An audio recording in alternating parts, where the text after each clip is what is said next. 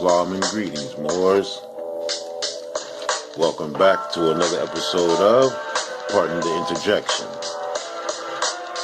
I am your host, Supreme L. Pardon me. I would love to give high honors to Prophet Noble Drew Ali and his successor, Grand Sheikh E. Millie L. and all of the active Moors in their due diligence in the upliftment of fallen humanity. And yes, we have really fallen. And not just as saying fallen like falling off. Yes, we've fallen off and fallen down as a people, as a nation.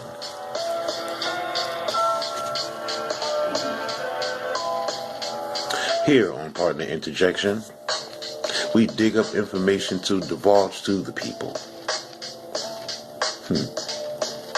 And there's a lot of information that's not been divulged to us.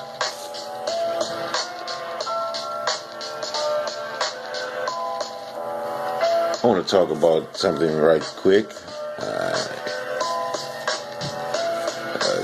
2 days ago, I was stopped by a policy enforcer.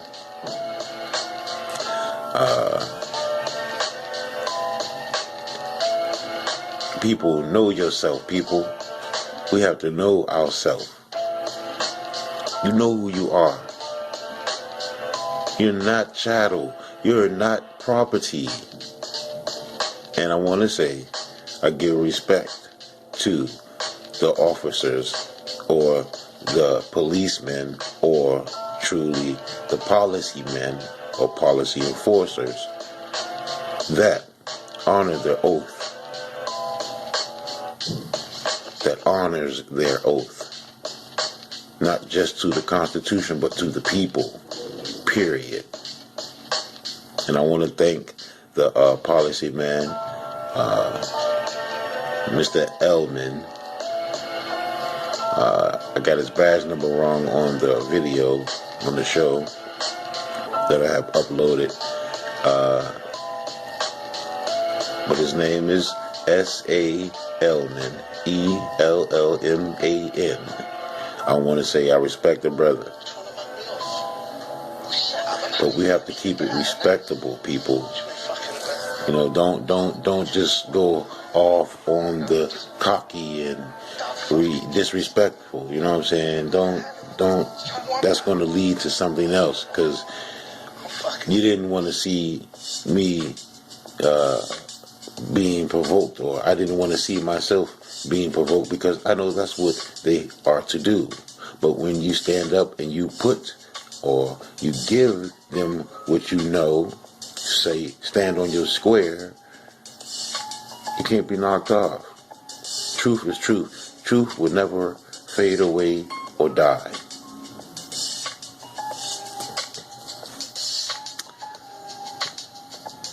We're going to go into something, the Caribbean Files.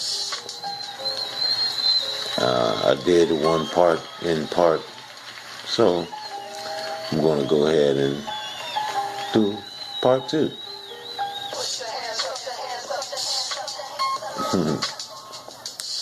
And that is very vital to us, family. Very, very, very vital. No, I think I'm going to go and do something else, family. I think I'm going to go and do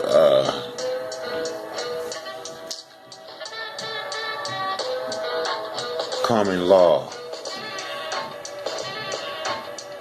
I'm going to do common law.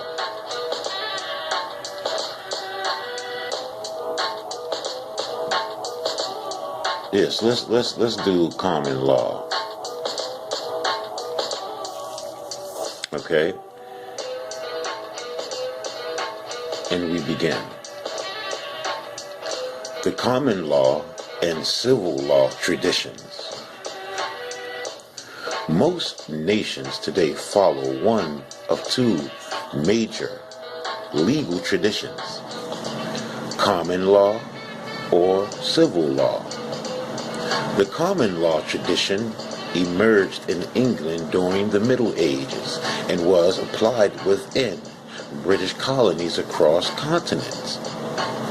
The civil law tradition developed in continental Europe at the same time and was applied in the colonies of European imperial powers such as Spain and Portugal.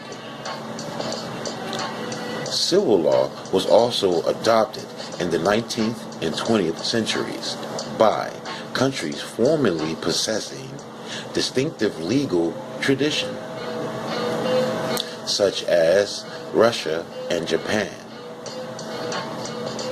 that sought to reform their legal systems in order to gain economic and political power comparable to that of Western European nations states. To an American familiar with the terminology and process of our legal system, which is based on English common law, civil law systems can be unfamiliar and confusing. Even though England had many profound cultural ties to the rest of Europe in the Middle Ages, its legal traditions developed differently from that of the continent for a number of historical reasons. And one of the most fundamental ways in which they diverged was in the establishment of judicial decisions as that basis of common law, and legislative decisions as the basis of civil law. Before looking at the history, let's examine briefly what this means. Common law is generally uncodified. This means that there is no comprehensive compilation of legal rules and statutes. While common law does rely on some scattered statutes, which are legislative decisions, it is largely based on precedent, meaning the judicial decisions that have already been made in similar cases. Case law. Pardon the interjection. And we continue. These precedents are maintained over time through the records of the courts, as well as historically documented in collections of case law known as yearbooks and reports.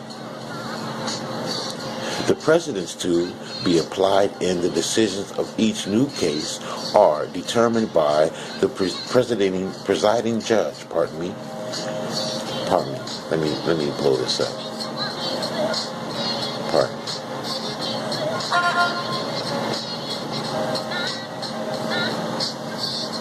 All right, there we go. Pardon me, family.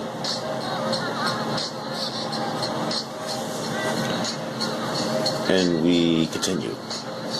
As a result, judges have an enormous role in shaping American and British law. Common law functions as an adversarial system, a contest between two opposing parties before a judge who moderates. A jury of ordinary people without legal training decides on the facts of the case. Wow, pardon the interjection. Doesn't that sound like the... Okay, we will continue. Pardon the interjection. The judge then determines the appropriate sentence based on the jury's verdict. Civil law, in contrast, is codified. Countries with civil law systems have comprehensive, continuously updated legal codes that specify all matters capable of being brought before a court, the applicable procedure, and the appropriate punishment for each offense. Such codes distinguish between different categories of law. Substantive law establish which acts are such to criminal or civil prosecution. Procedural law establishes how to determine whether a particular action constitutes a criminal act. Now, let's look at that. Partner interjection. See if it constitutes a criminal act. Partner interjection. And we continue. And penal law establishes the appropriate penalty. In a civil law system, the judge's role is to establish the facts of the case and to apply the provisions of the applicable code. Though the judge often brings the formal charges, investigates the matter, and decides on the case, he or she works within a framework established by a comprehensive codified set of laws. The judge's decision is consequently less crucial and critical in shaping civil law than the decisions of legislators and legal scholars who draft and interpret the codes.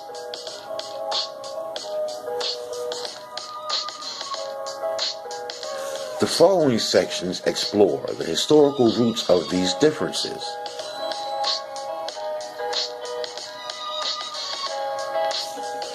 Historical development of civil law.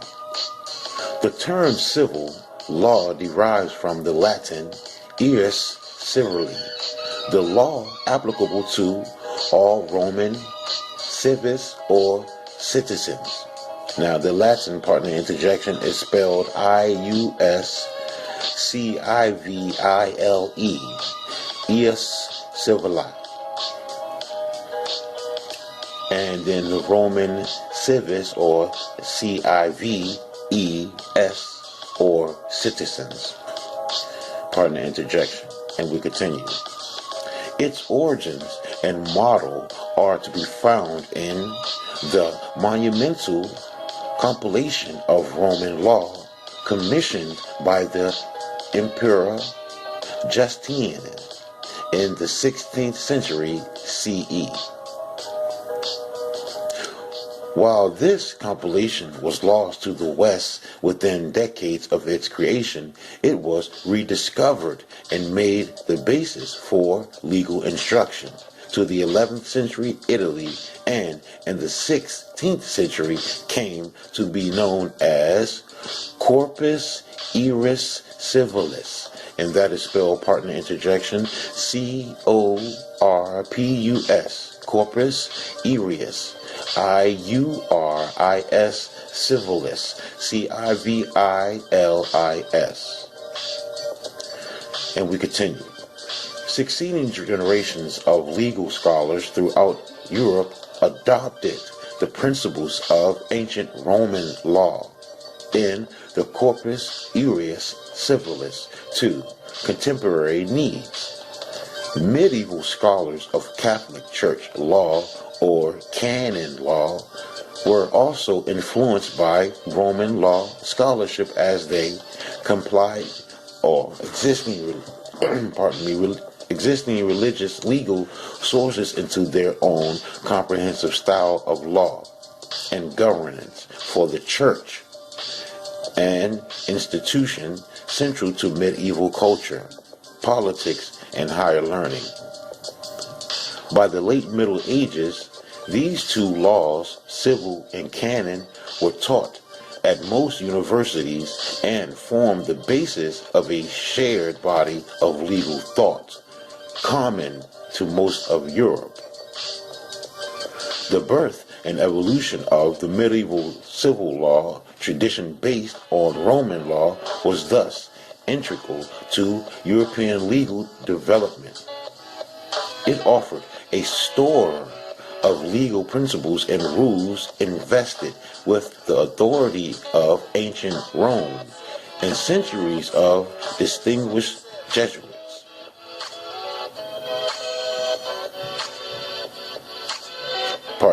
Jurists, and it held out the possibility of a comprehensive legal code providing substantive and procedural law for all situations. As civil law came into practice throughout Europe, the role of local customs as a source of law became increasingly important, particularly as growing European states sought to unify and organize their individual legal systems. Throughout the early modern period, this desire generated scholarly attempts to systemize scattered, disparate legal provisions and local customary laws and bring them into harmony with rational principles of civil law and natural law. Emblematic of these attempts is the Dutch jurist Hugo Grotius, and that's Hugo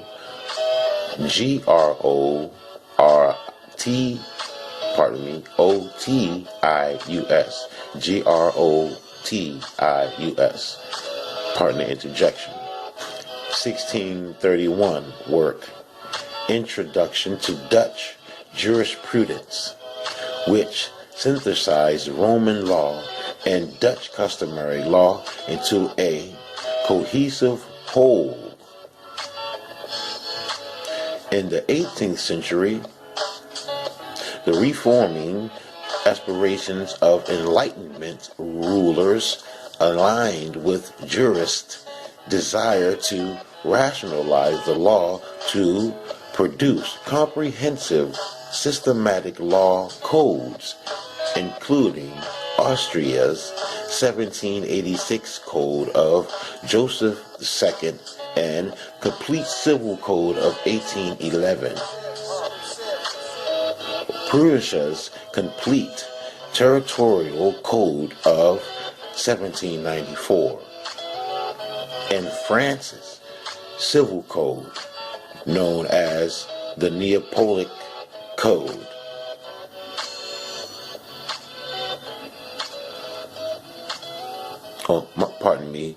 Napoleonic Code. Napoleonic Code of 1804. Such codes, shaped by the Roman law tradition, are the models of today's civil law.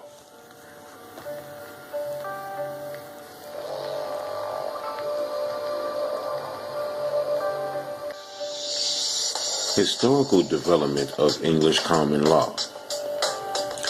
English common law emerged from the changing and centralizing powers of the king during the Middle Ages.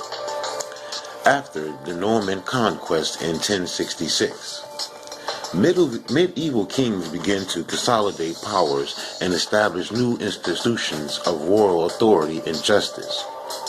New forms of legal action established by the crown function through a system of writs, W-R-I-T-S, partner interjection, or royal orders. Partner interjection. Let's look at that. Royal orders. So a writ would be considered a royal order coming from you. If you're writing a writ, you have royalty. You are royalty.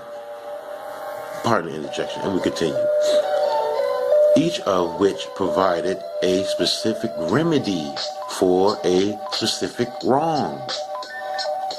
The system of writs became so highly formalized that the laws of the courts could apply, the laws the courts could apply based on this system often were too rigid to adequately achieve justice.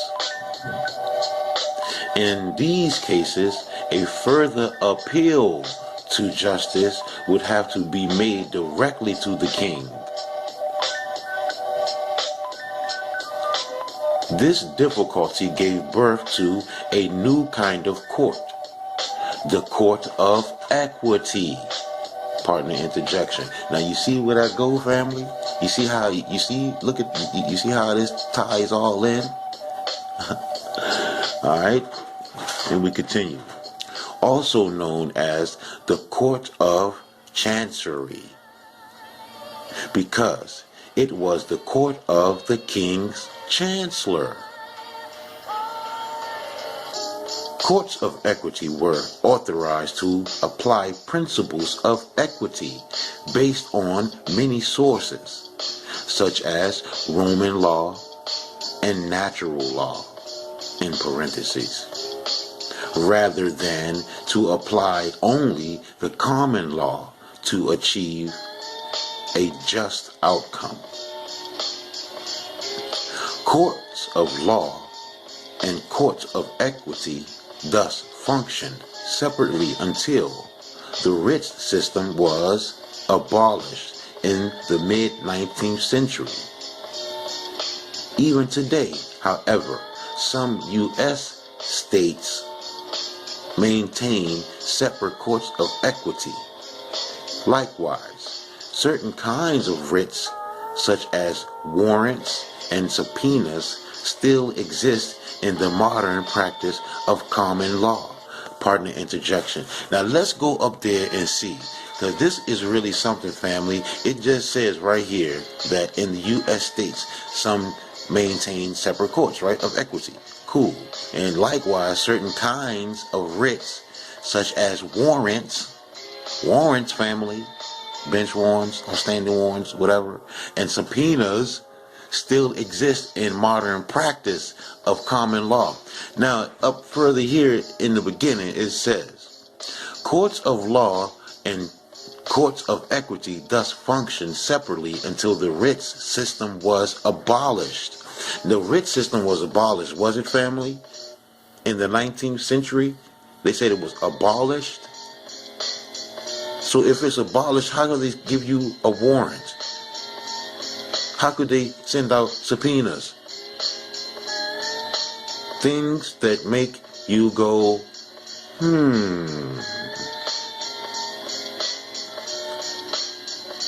And we continue. Partner interjection. An example is the writ of habeas corpus.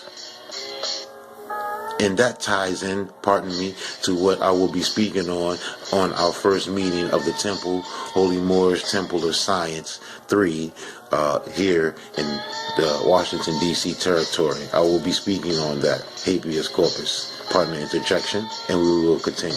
Pardon me. July 6, 2015. If you're in the metropolitan territory, please come out and support the family. 4200 Georgia Avenue. And we continue. Which protects the individual from unlawful detention. Habeas corpus. Originally, an order from the king obtained by a prisoner or on his behalf, a writ of habeas corpus summoned the prisoner to court to determine whether he was being detained under lawful authority. Habeas corpus, spelled, partner interjection, HABEAS CORPUS, developed during the same period that produced the 1215 Magna Carta, or Great Charter, which declared certain individual liberties, one of the most famous being that a free man could not be imprisoned or punished without the judgment of his peers under the law of the land, thus establishing the right to a jury by trial. In the Middle Ages, common law in England coexisted, as civil law did in other countries, with other systems of law. Church courts applied canon law.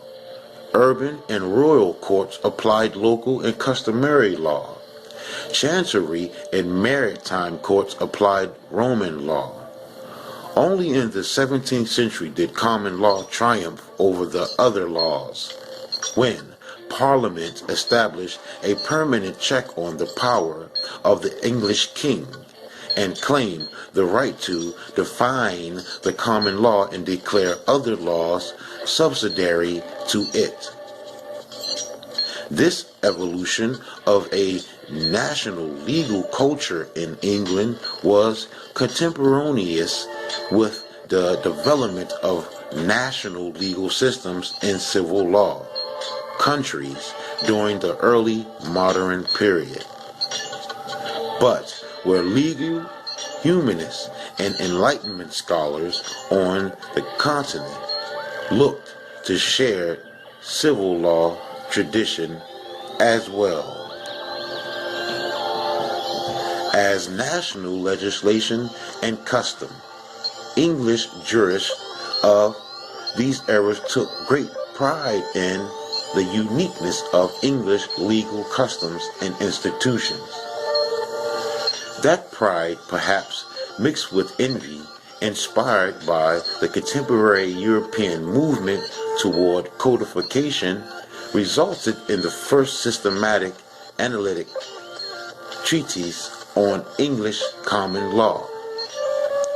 William Blackstone's 1723 to 1780 Commentaries on the Laws of England. In America law, Blackstone's work now functions as the definitive source for common law precedents prior to the existence of the United States. Civil law influences in American law. The American legal system remains firmly within the common law traditions brought to the North American colonies from England. Yet, traces of the civil law tradition and its importance to the hemisphere may be found within state legal traditions across the United States. Most prominent is the example of Louisiana, where state law is based on civil law as a result of Louisiana's history as a French and Spanish territory prior to its purchase from France in 1803. Many of the southwestern states reflect traces of civil law influence in their state constitutions and codes for their early legal heritage as territories of the colonial Spain and Mexican California, for instance, has a state civil code organized into sections that echo traditional Roman civil law.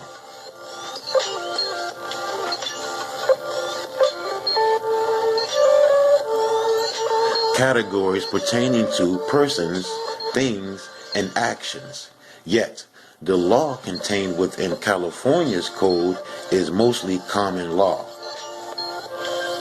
And while Blackstone prevails as the principal source for pre-American precedent in the law, it is interesting to note that there is still room for the influence of Roman civil law in American legal tradition. The Founding Fathers and their contemporaries educated in the law knew not only the work of English jurists such as Blackstone, but also the work of the great civil law jurist and theorist. Thomas Jefferson, for example, owned several editions of Justinian's Institutes and praised the first American translated edition from 1812, with its notes and annotations on the parallels with English law, for its usefulness to American lawyers. Indeed, a famous example of it used in the 1805 case of Pearson versus Post, Pierson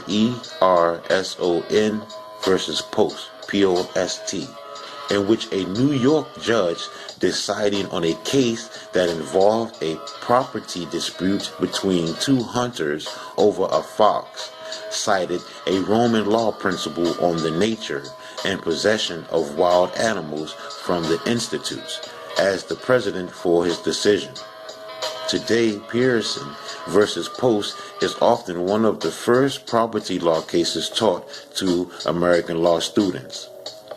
United States versus Robbins, a 1925 California case that went to the Supreme Court and paved the way for the state's modern community property laws, was based upon a concept of community property that California inherited not from English common law, but from legal customs of Visigoth Spain that dated to the 5th century CE.